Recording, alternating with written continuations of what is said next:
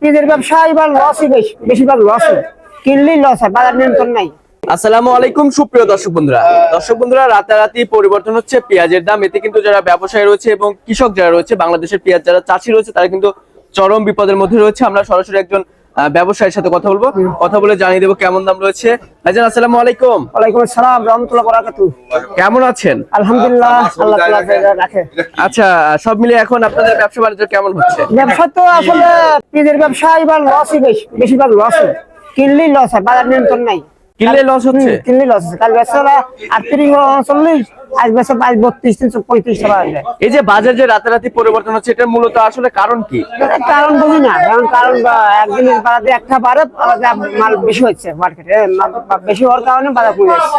আমদানি বেশি হওয়ার কারণে বাজার কমে যাচ্ছে, চাহিদা মনে হয় সেরকম নাই। না, চাহিদা সেরকম নাই।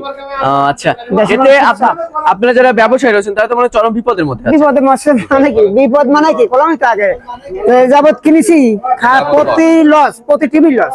আচ্ছা, এক্ষেত্রে কি সরকারের কাছে আপনাদের কোনো চাওয়া পাওয়া রয়েছে দাদা? চাওয়া পাওয়া আসলে এলসি কম আসতেছে, একবার না আসলেই আমার ভালো হতো, বুঝছেন? আচ্ছা, যদি এলসিটা একবার বন্ধ হইতো তাহলে আমাদের কৃষকও বাঁচতো, আমরা বাঁচতাম। বাংলাদেশের কৃষকরা তো এবার ন্যায্য দাম পাচ্ছে না। না না, কৃষকও মরছে, এবার প্রচুর টাকার লস হইবা কৃষকের। আচ্ছা, আমরা এখানে যে পেঁয়াজগুলো দেখতে পাচ্ছি, এগুলোর বাজার মূল্য কেমন রয়েছে আজকে? আজকে আপনার 1200 থেকে 1300। 1200 থেকে 1300। আচ্ছা আচ্ছা, তো ব্যবসার সাথে কতদিন যাবত জড়িত রয়েছেন দাদা? 30 বছর। 30 বছর? জি। এই 30 বছরের অভিজ্ঞতা কি বুঝছেন সামনে পেঁয়াজের বাজার বাড়বে কিংবা কমবে, কি সম্ভাবনা আছে? আমাদের দেশে প্রচুর চাপ আছে, আলু প্রচুর চাপ, সারা পিস মানে সারা পিস বলে, সারা পিস প্রচুর চাপ আছে। এনডিআর এক তোলা পিস না হলে আমরা চলবো। মানে এলডিআর পেঁয়াজের কোনো দরকারই নেই? না না, এক তোলা পিসের দরকার নেই। আচ্ছা আচ্ছা, আমাদের চলবে। ঠিক আছে দাদা, ধন্যবাদ আপনাকে। ওকে। দর্শক বন্ধুরা, আমরা কিন্তু একজন ব্যবসায়ীর সাথে ছিলাম, কথা বলে যেমনটি জানতে পেরেছি পেঁয়াজের বাজার গত 2 দিনের তুলনায় আজকে একটু কমতি রয়েছে। আজকে কিন্তু প্রতি মন পেঁয়াজ বেচা কিনা হয়েছে আপনার 1200 থেকে শুরু করে 1400 টাকা, একদম যেটা হাই কোয়ালিটির পেঁয়াজ রয়েছে সেটার বাজার মূল্য রয়েছে। এই পেঁয়াজগুলো কিন্তু ঢাকা সহ আপনার বিভিন্ন জেলায় যায়। আপনারা জেনে থাকবেন যে আমাদের পাবনা জেলার পেঁয়াজের কিন্তু সারা বাংলাদেশে অনেক সুনাম রয়েছে।